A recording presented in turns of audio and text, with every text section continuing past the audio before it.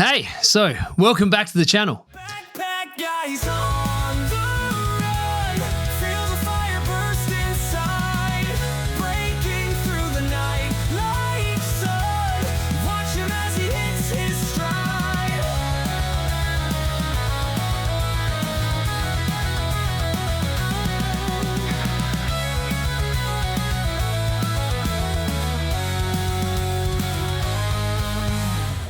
So it's only 5 days to go before the big challenge at Heysen this year. So I thought with only 5 days to go, let's do a gear and game plan video.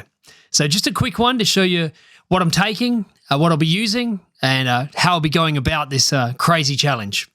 So quick recap, just for those who aren't fully versed in this year's event. So I'm taking part this weekend in the Heysen Trail Ultra. Now the Heysen itself is a 115-kilometre run from Kaipo Forest down to Victor Harbour. Now that event's been going for years and years. Amazing. What a crazy good event. It's actually the first 100K I ever did. And I've done it multiple times now. And my goal for the last few years has been to get that sub 14-hour gold belt buckle. So this year, we're doing it. But they've made this year even more interesting. So we have a 2-day event now.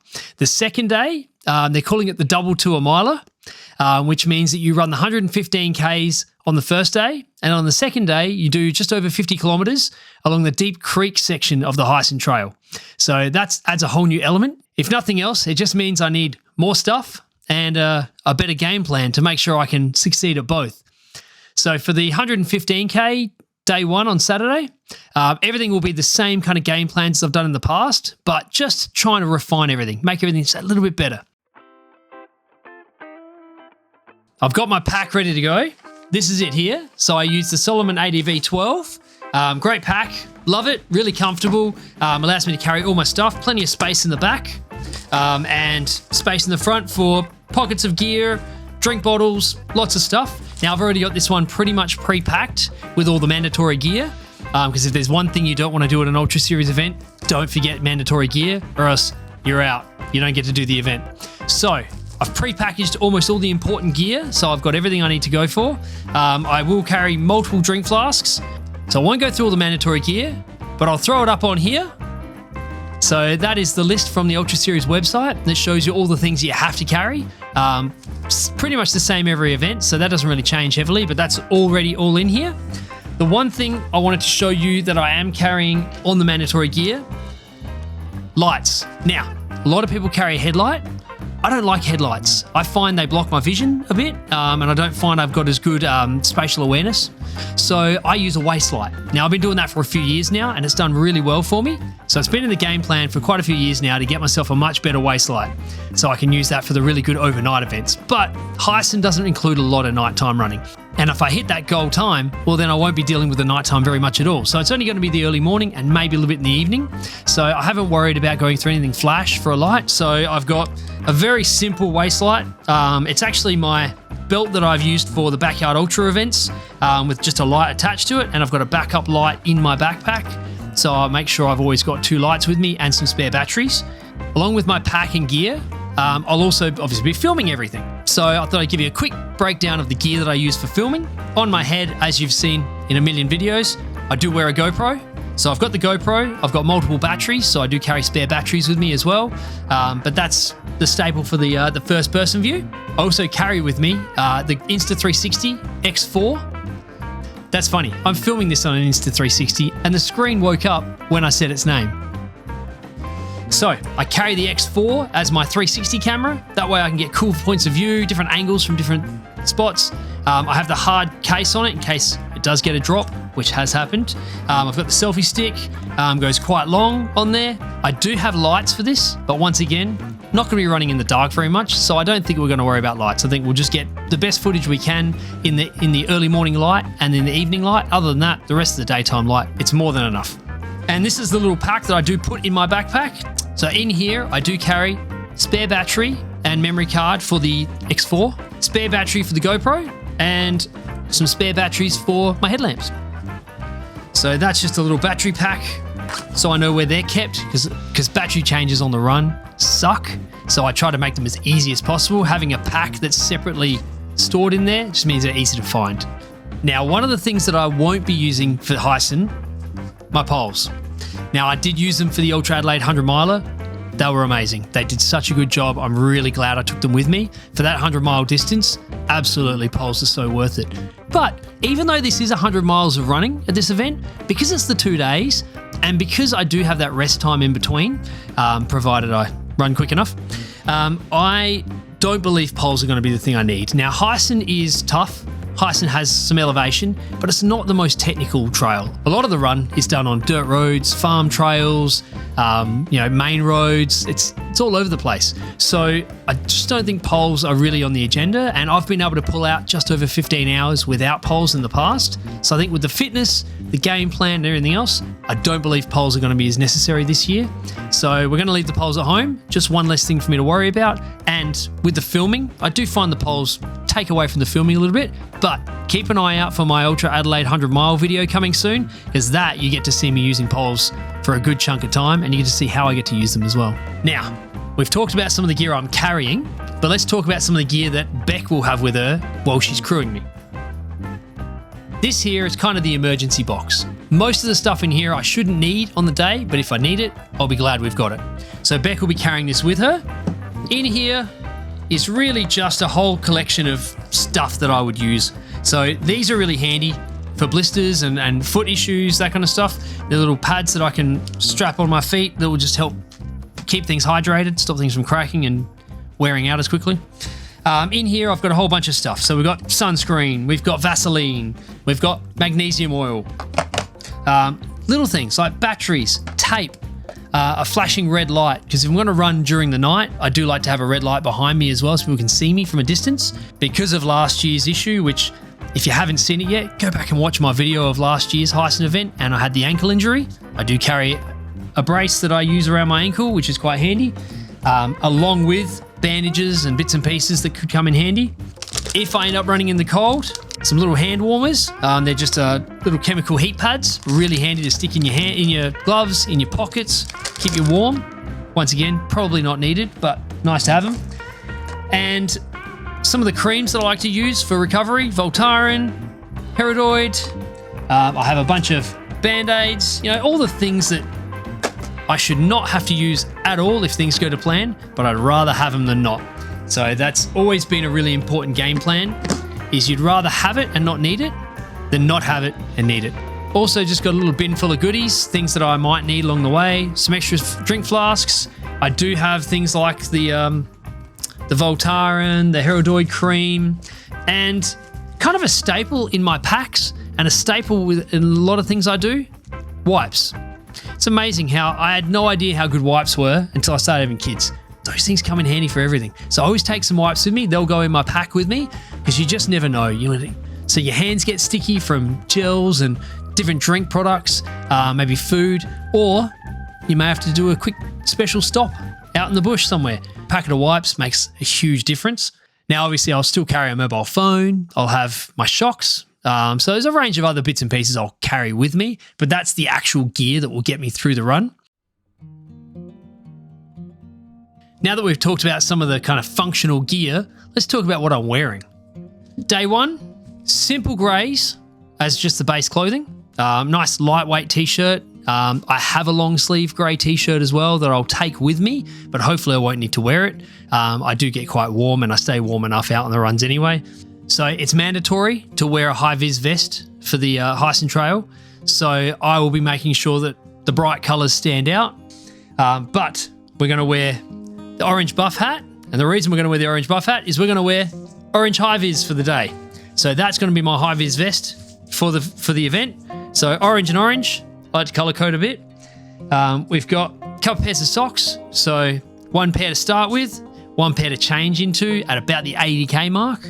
That's when I normally have my dinner break. I also change socks. And with the shoes, I'll be using my Ultra Olympus 5s. Very cool shoes. Obviously you have the orange trim on them, colour coding, but I'll also be using my gaiters. If you do trail running, I recommend getting some gaiters. Really handy, keep the rocks out of the shoes, keep the excess dirt and dust. You're not going to stop at all, but it definitely helps. It makes a big difference. So that's going to be my get up for day one for the 115Ks on Heysen. All right, let's talk about day two. the Deep Creek section. Now, if all things go to plan, I will have done my sub 14 at Heysen.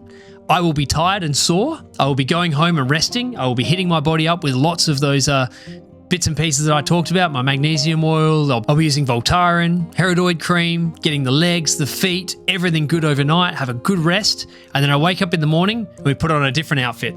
So for day 2, simple black shorts. We're going for a blue t-shirt this time. And the reason we're going for the blue is because the high-vis vest that I'm wearing on day 2 will be my yellow, greenish kind of high-vis. So to go with that, I will be wearing this great new addition to the wardrobe. This here is my Nomad Runner snack hat. My mate Tebow runs one of the best snack vans you'll see at any running event. He's also a running trainer and he's an amazing ultra runner himself. So I met him at my first ever backyard ultra and he killed it. He's also completed the Australian Triple Crown, so 3 200 milers all in 1 year. What a legend he is at running. But more importantly, awesome guy. Absolutely love him. I'm more than happy to support his van, but also, you know me with hats, right?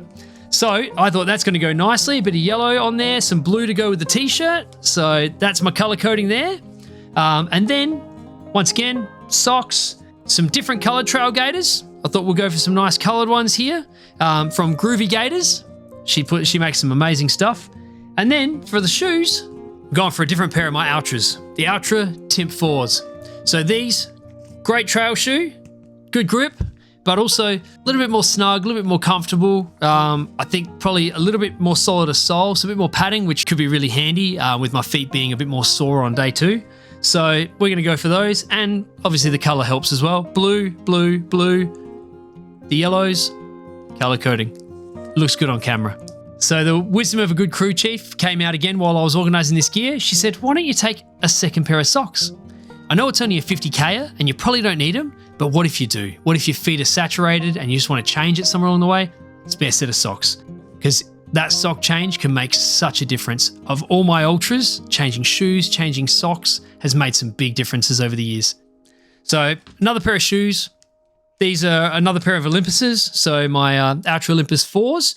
If I need a backup pair, they'll be handy to take with me. They're actually what I wore last year for Heysen. All right, let's talk nutrition. Now, food, it's a very personal thing, right? Everyone does their own thing. Everyone performs on their own stuff. You know, there's carnivores and plant-based and everything in between. There's all kinds of types of eating that you can use for these kind of events. Now, when you're an ultra runner, what you learn is calories are the most important thing, right? And understanding your stomach and what works for you. Now, I've tried a lot of stuff. I actually went fully fasted for multiple events last year. I did multiple ultra marathons with no food at all in my belly. And they actually went really well. I had some amazing performances, but they were only up to 60 kilometers. And I just don't believe at 100 kilometers and above, I will perform as well if I don't have calories in my body. So I do eat and I will eat. Now, a great test of that was my 100 miler. Over 100 miles, you need a lot of calories. So we did a lot of new things. I also learned from doing Heysen over the last couple of years what things have worked for me. So we're going to kind of go through a few of the main staples in my food.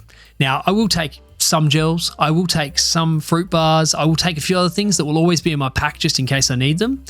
But the important thing I try to do is try to eat as much actual food, right? Rather than doing a lot of gels, I find they do cause issues with the stomach. And I had some real problems at the Tower Trial Run last year because I was just solely surviving on gels. The flip side of that, I actually did just gels and water for the Great Ocean Road Ultra Marathon a couple of years back. Had an amazing day and went really well. So I don't think gels are not useful. I just want to try and minimize the amount of gel I have to use by putting as much real food into my body. So at the start line, I will have a banana. I'll be making up a drink bottle of electrolytes and some energy water. In my pack for breakfast quesadillas. I know, sounds interesting. 2 pieces of tortilla with refried beans, cheese, corn, a few bits and pieces in there.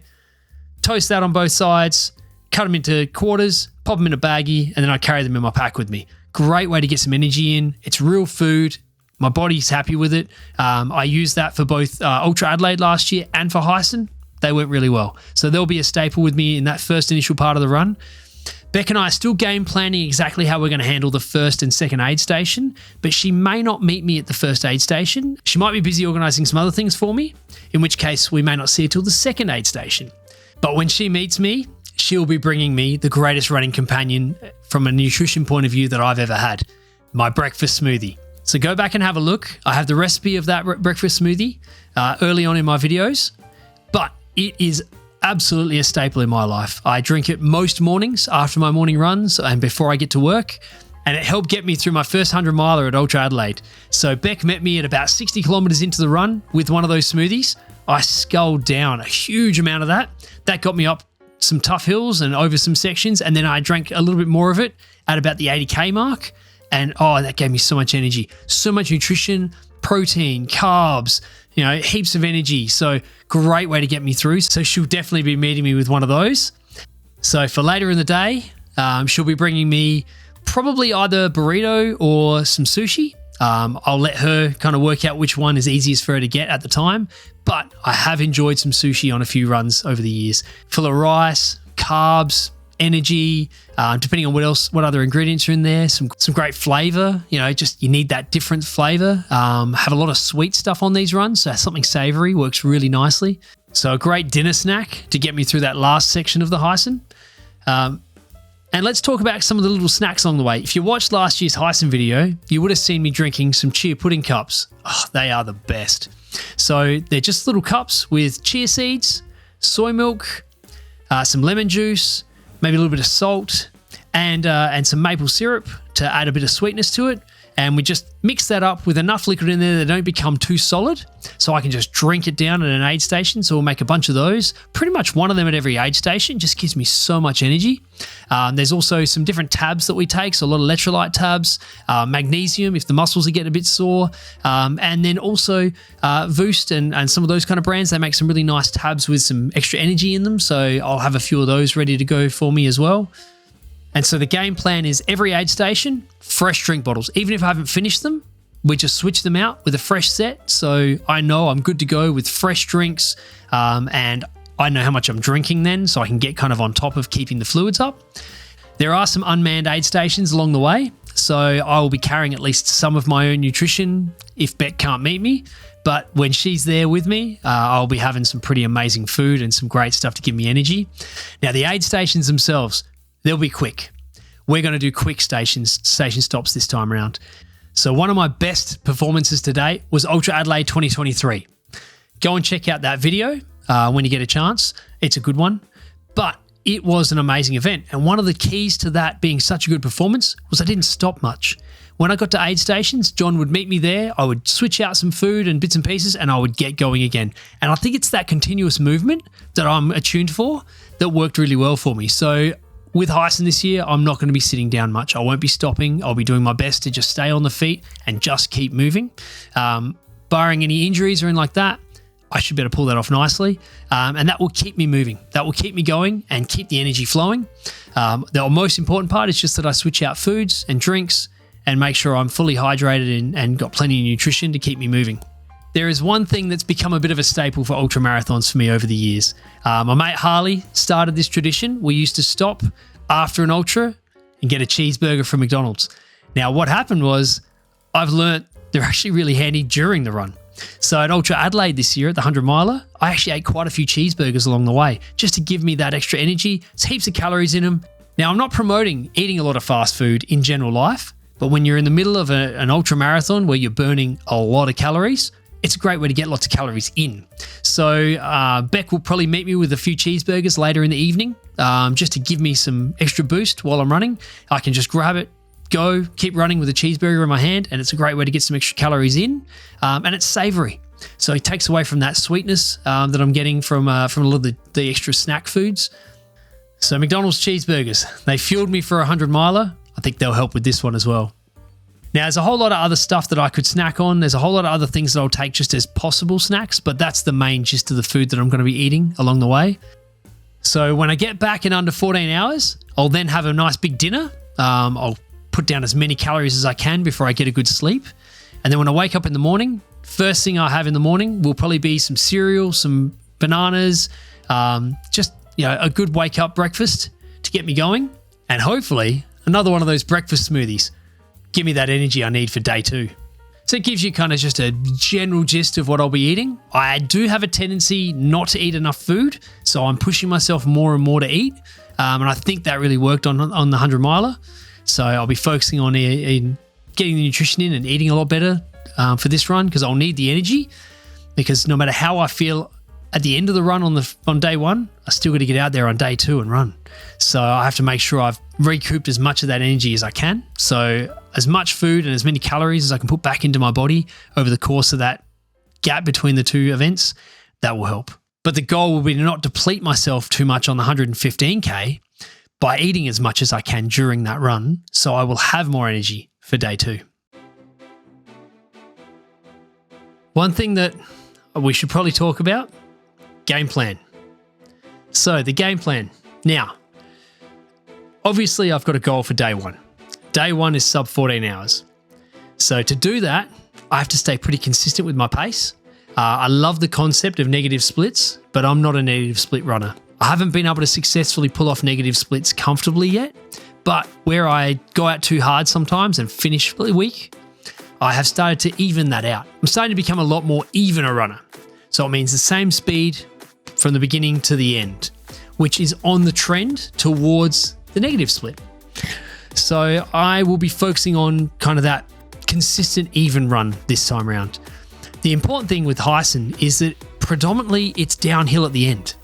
So if I can stay consistent through to that last 30Ks, last 20Ks, I may actually be able to negative split, because I should be able to run a bit quicker downhill and on the flat grounds than I have been doing all the uphills and the over rises. So we'll see what's left in the tank when we hit that 30K, 20K kind of mark. But if I can stay consistent at the pace that I'm expecting, then sub 14 is completely doable. I should be able to get that gold and then work towards day 2. Now, day 2 is a different story.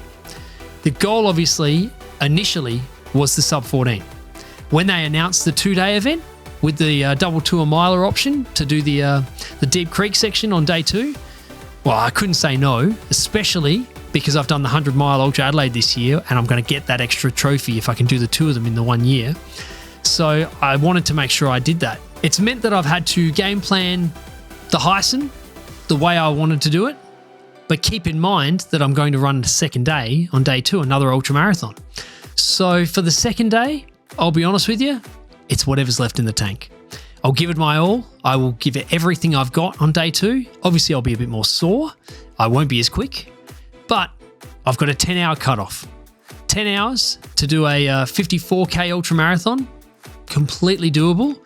I haven't done a 60K ultra in less than 8 hours in 2.5, 3 years. So based on that, I've got 2 extra hours to pull that off. So even if I was losing, a couple of minutes per kilometre, I'll still comfortably come in time. Now, that doesn't mean it will be easy. It doesn't mean it's going to be simple at all. It's going to take a lot of mental strength. It's going to take a lot of hard work. From what I gather, and I haven't done it yet, but that Deep Creek section is pretty tough. But I know what I'm capable of, and I know how hard I can push, and I know what I've been through in life. I know what I've gone through, and just looking at my MS journey alone and what I've had to push myself through to get through that MS journey. A hard ultra marathon the day after doing another one, it ain't the hardest thing I've done yet. So that's kind of a rough idea on the timing, right? I don't want to give specific times as such. And here's the kicker, right? So I did my first 100 miler this year. And if you were on top of Ultra Series events, you've seen my time already. But I pulled off a 100 miler in under 30 hours. If I do this timing, the sub 14 on day 1 and the sub 10 on day 2, I'll be sub 24 hours for another 100 miler. That's pretty awesome. And that would be a whole new benchmark. I'll be shaving 4 or 5 hours off my time. Be pretty incredible. So we're just going to get out there. We're going to give it all we've got on day 2 after giving it everything we've got on day 1. And it should be a pretty exciting weekend. And you never know, I might end up negative splitting just because of the elevation profile, provided I don't go out too hard to start with. So that gives you a breakdown. Gear, food, basic game plan. So I have a pretty incredible crew chief, one of the best I think out there. She studies, she likes to learn how to do this better. She looks at what some of the best out there are doing. I'll never forget when I did the Backyard Ultra, she studied everything that Gemma Gore, Phil's wife, was doing so that she could learn from some of the best to do it. And I love her mentality. I love that her only goal is to get me to the end in whatever way she can, and that's what you need. That's what you need from a crew chief. So I'm looking forward to running again and having Beck get me through it. She did such a good job getting me through last year with the injury and with all the problems I was having. So I'm pretty stoked to have her side by side with me again, going through this challenge and enduring this crazy lifestyle that I seem to be living. And showing that as much as this might be me running an ultra marathon, it's a team effort. Beck puts in just as much effort to make sure I'm sorted. She drives hundreds of kilometers and brings all kinds of stuff with her to make sure that I can get through this run. So thank you, Beck. I'm looking forward to this weekend. You've had a breakdown of kind of what I'm going to do and how I'm going to do it. I hope you're as pumped as I am. I'll give you as many updates as I can along the way. Videos, updates on Instagram, TikTok, just so you can follow along. But keep in mind, when I'm deep into it, I'll be deep into it. So I probably won't update as much during the actual run itself. Maybe Beck can throw an update out there for me. But otherwise, I'm pretty pumped. So with 5 days to go, it's all about rest, recovery, getting as much sleep as I can, making sure all of the gear is ready to go, and keeping myself energized, pumped, and keeping you updated with everything that's going on. So with less than a week to go, I've only really got one thing to say. Heysen, let's do this.